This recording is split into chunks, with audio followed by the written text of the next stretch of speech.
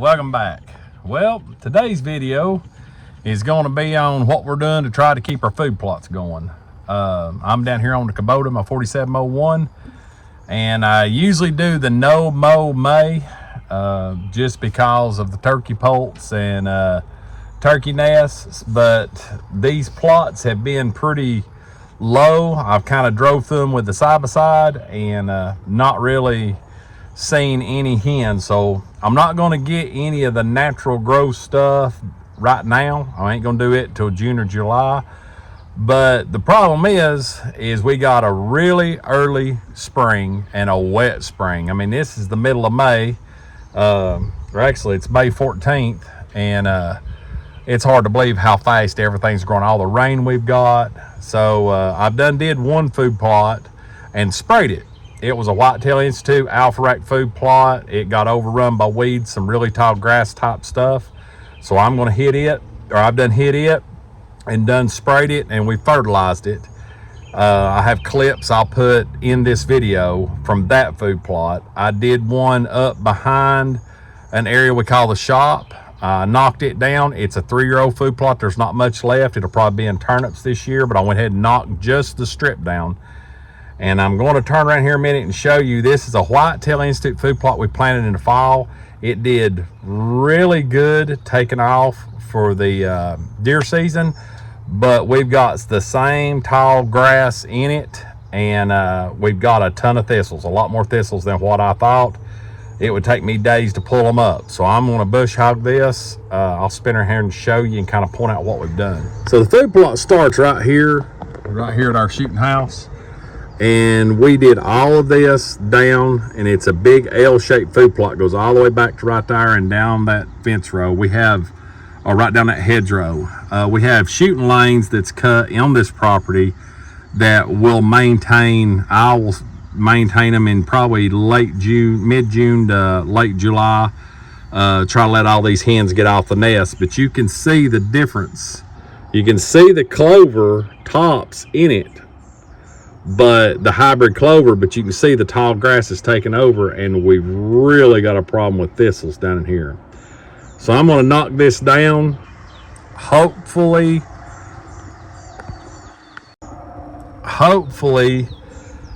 it'll stay dry enough for a few days that I can get back down here and spray it and try to get a control of this grass. There's not a lot of broadleaf stuff other than the thistles, so we'll fire the tractor up and get to cutting.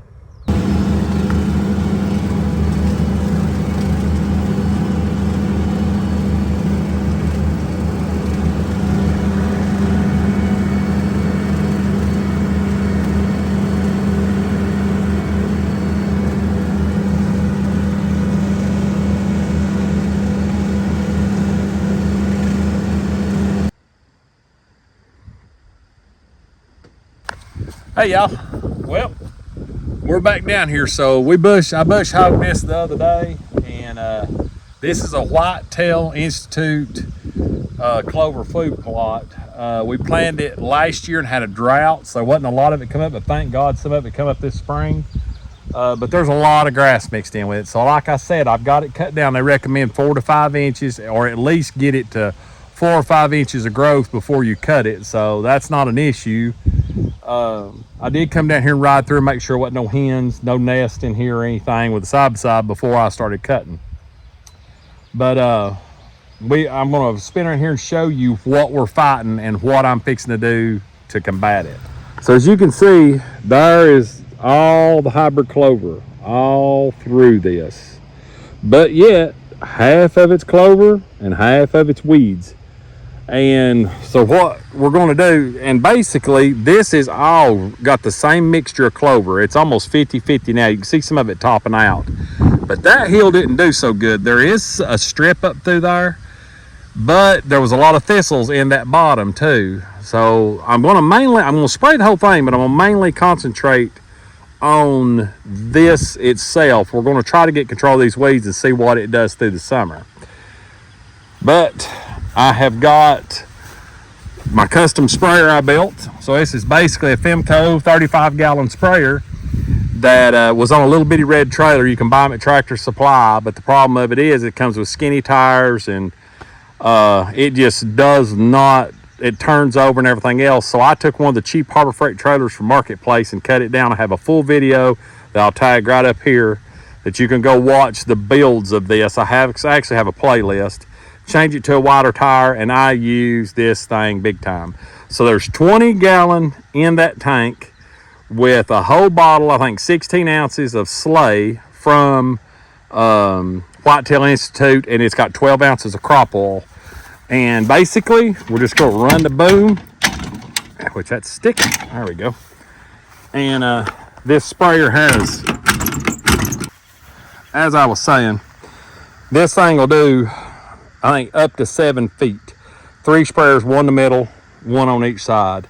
But that's the recommendation for 2 acres. Now, this is not quite 2 acres, but I'm going to put it all on it. And then we have another food plot that we're going to go to after this. I've got some Throw Gro that we forgot about. We've had for 2 years that we're just going to throw on another spot that never grows good. But anyway, I've got my crew with me.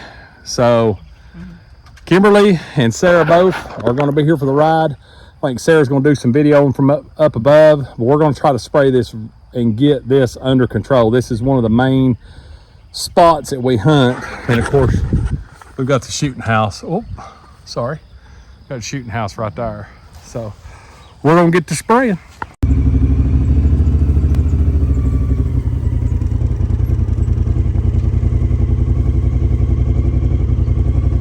Got a somebody viewing. Jumped up out of its bed. We're basically spraying now about 3 mile an hour in low. I've got the sprayer set to about 60 psi, so I'm getting pretty good sized droplets out of it, pretty good pressure. Now what we're doing with this is mainly for grass. Now they make a rest by Whitetail Institute that takes care of broadleaf stuff, and there's some people that just mix their own. But anyway, as long as you go slow, get a good even spray, we're already be able to control these weeds through the summer. Now I'm not saying I ain't gonna do it just one time, it's gonna be done. I'll probably have to do it a couple times. But anyway, we've got a lot of clover up on this, and a lot more than what I thought, so this should help.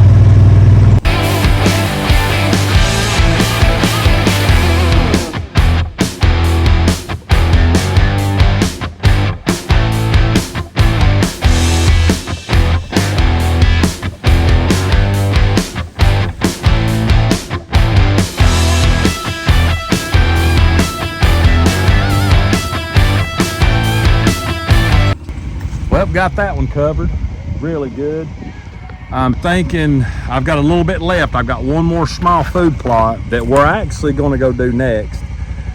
It's actually a 3-year-old food plot or 2-year-old food plot, and the clover is really coming back on one side where the shooting house is. So I'm going to use that last 5 or 10 gallon to do it, and then I've got a bunch of old seed. But anyway, as you can see, this is a pretty food plot. I mean, it's really laid out well. There's plenty of cover. I didn't get into none of the natural stuff for the turkeys on bush hogging and stuff. So, you know, that way I've got plenty of time to spray and see what this does. But let's move on to the second spot. Get the rest of the sprayer used up. I'm at spot 2. So this is a food plot that we planted actually, I think 2 years ago. And it was another one in fall drought style plots. This is a Whitetail Institute clover plot. Y'all probably recognize this spot. This is the spot where I had the viral video. It's got 24 million views. This is where the miss happened with the crossbow with Blackjack. This is Blackjack's core home right here. This is where he stays. But anyway, with this is kind of shaded down in here. You can see our old stand up our shooting house here. But there's a lot of clover come back this year. I'm really tickled that I'll probably be able to save this food plot. So I've got probably 10, 12 gallon left. It'll be enough. This is good and flat. I ain't gotta worry about the sprayer running out of pressure going up and downhill. So I'm gonna spray this real good and try to keep the weeds down and save this food plot for the rest of this deer season and hopefully next deer season. Now, this section up through here, all the way to the top, I'm gonna be cutting this corner out with some saws and clean this up because we're getting a lot of growth out in front of the shooting house.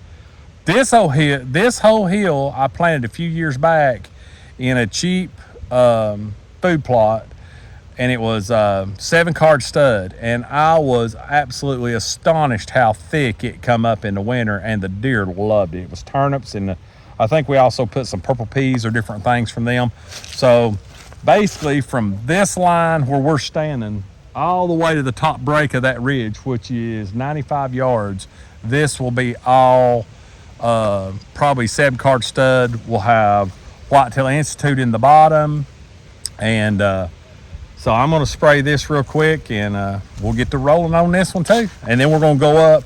We got some seed we just got to throw out. We got rain coming. I've got a salt lick on top, so we're just going to scatter some Throw and Grow out. We're not going to do a lot of work to it, just throw some out. So we'll get going. You can see a lot of clover. Try to salvage as much of this clover as possible. That just saves us money from year to year. That's the great thing about perennials that come back. These annuals, they sure like annuals too. All right, we'll see how this does. That's our old shooting house. It's been cut to the height the Whitetail Institute recommended, and it's been sprayed, so this clover should do good.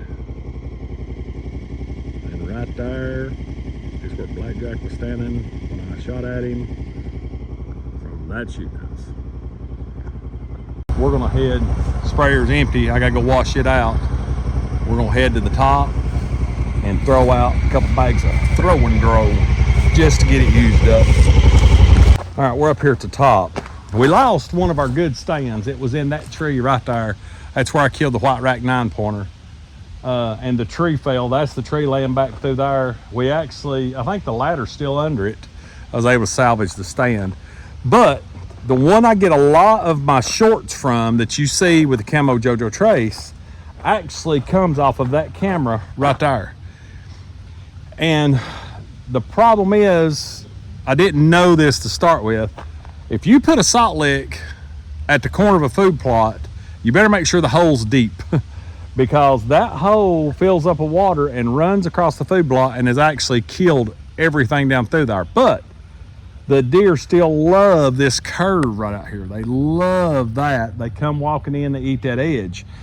So what we've got, a few years back, we got this on clearance, and we have used everything but 2 bags of that. This is clover, brassica.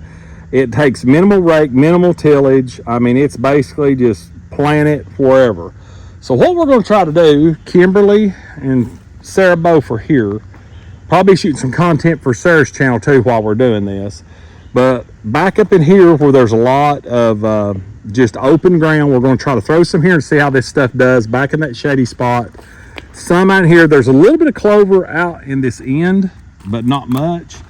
And we got a big thistle problem back here, which most of them have been pulled and chopped up. So we're going to try to cover some of this ground right here, right in here, and get it thick, because the plan is in a future video, there will be a tripod, 20-foot tripod up to that limb right there with all this back cover so that I can bow hunt this. I'll probably still have to do something about that limb, but that's the plan, is to do this. So we'll set up and start throwing some stuff out and get this spread real good and thick. 1 bag of this, and it is a little late. This is May, but the temperatures are still right, and we got to get rid of this. And it covers 11,000 square foot, so a 1/4 acre. So we're going to put a 1/2 acres. We got another bag up there.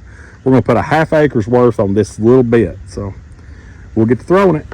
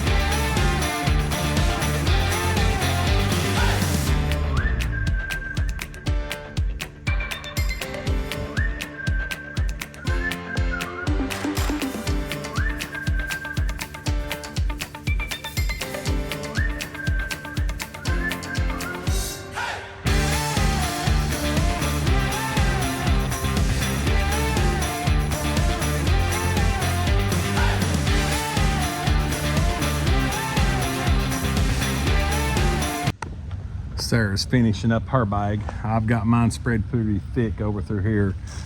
And I'll flip around here and show you this. We've used it before. It's really good on like secret spots and stuff. And you can do minimal work. A rake will work. It doesn't really matter. You could till and use it too, but it's got ryegrass, clover, and rape. Not the biggest fan of ryegrass and rape, but the forage clovers and brassicas are good in this. You do get the grass in it, so I wouldn't plant this. Me personally, I wouldn't plant this anywhere that I'm gonna have to spray because of the grass. But anyway, like I said, we're staying away from the salt lick. So here's basically what I'll show you what it says. So as you can see, it's got the ryegrass, the forage clovers, and the rape. And it pretty much tells you right there, ground preparation, remove, competition, leaves, blah, blah, blah. So basically a bare spot. You can fertilize and lime it, and I'm sure I'll come there and spray some liquid lime. We'll have some videos on that, but we put a half an acre on maybe an eighth of an acre. So it's gonna be super, super thick. But you know, the plant dates on here state that,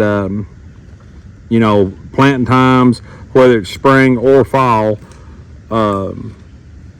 it's basically March, April, 1st of May.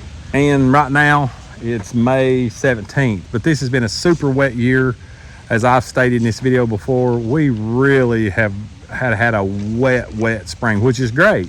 And I hope we continue to have a decent summer. But here in the South, usually it's hot and dog days of summer, gets up around 100.